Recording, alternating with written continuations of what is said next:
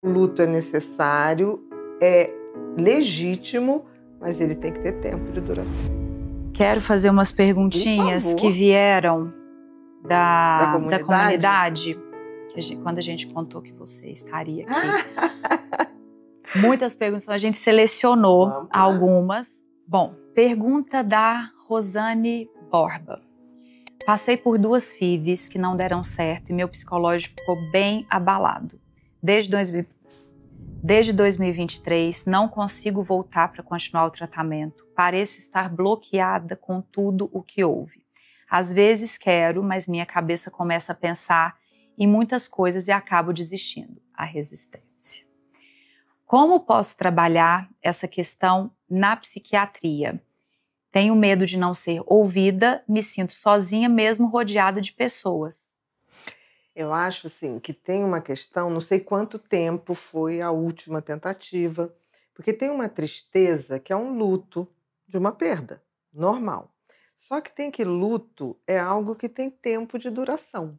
Por isso que não ficou muito claro quanto tempo está essa situação, né? Porque se essa situação está perdurando e se essa perda não serviu de combustível, de elaboração, de rever, é isso mesmo que eu quero? Está dentro do meu plano? Eu estou preparada para o sim e para o não? Independente disso, eu estou caminhando a minha vida para cumprir o meu sentido e propósito? Para o meu filho vir ou não? É esse momento. Agora, se ela não está conseguindo, ou se ela começou a paralisar, deixar de fazer coisas depois de um tempo, está na hora de pensar se não tem um processo depressivo. Por isso que era super importante ter o tempo. Porque o luto é necessário, é legítimo, mas ele tem que ter tempo de duração. Eu não posso deixar de funcionar depois de um tempo. E tem que ver a intensidade desse não consigo mais fazer o que fazia antes. Então, eu acho que requer, sim, buscar, até para separar o joio do trigo, porque, assim, se tem algo que evoluiu para uma coisa depressiva, ela não vai conseguir fazer esses questionamentos. Sim. Estou no lugar certo? E nem resolver sozinha, e né? nem resolver sozinha. É claro que nessa escolha tem que ver um médico que seja sensível, né? Não seja um passador de remédio, não é o caso. Até porque hoje, se for uma depressão, se for uma ansiedade maior, existe possibilidade de você resolver com estimulação magnética, com neurofeedback, quer dizer, com técnicas neuromoduladoras que não utilizam remédio. Muitas vezes a gente faz isso até em qualquer coisa que a gente tem que fazer durante a gravidez ou pós. Sim. Então, que tem essa visão, que é um momento especial e que requer pessoas especiais também, né? Sim. Para lidar com isso. Porque ela diz que ela está travada em tudo, né? Ela está travada até mesmo para fazer um tratamento psiquiátrico, psicológico. Ou psicológico, até para entender o que está acontecendo. Quando fala tá travada, me parece um sinônimo de paralisia. E paralisia não é luto. Luto é tristeza. Paralisia é depressão. Ah, sim. Porque, por exemplo, na depressão, eu não consigo me ver de fora e falar, peraí, esses pensamentos não são meus. Né? Do tipo, eu não sou essa pessoa que penso isso. Agora, a tristeza é diferente. A tristeza é eu tenho uma noção, falo assim, nossa, tô diferente. Mas tô diferente porque eu sei quem eu sou.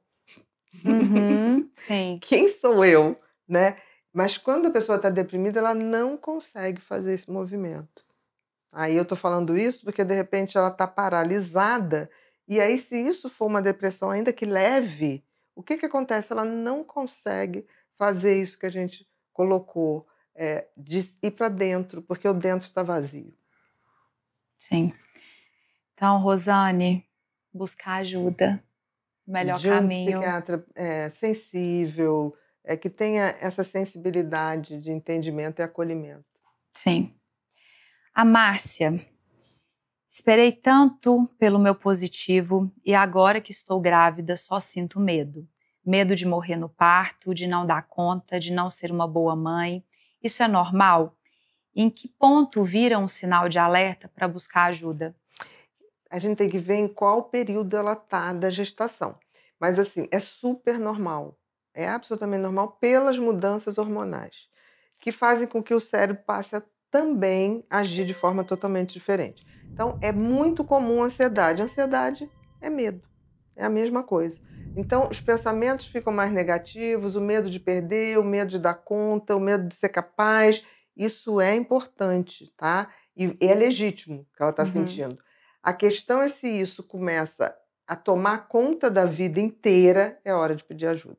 Agora, se for aquele medo que você está de vez em quando ali, será que eu vou ser boa? Isso é normal, mas não pode ser o medo paralisante, porque pensamentos negativos na gravidez é normal pela mudança hormonal.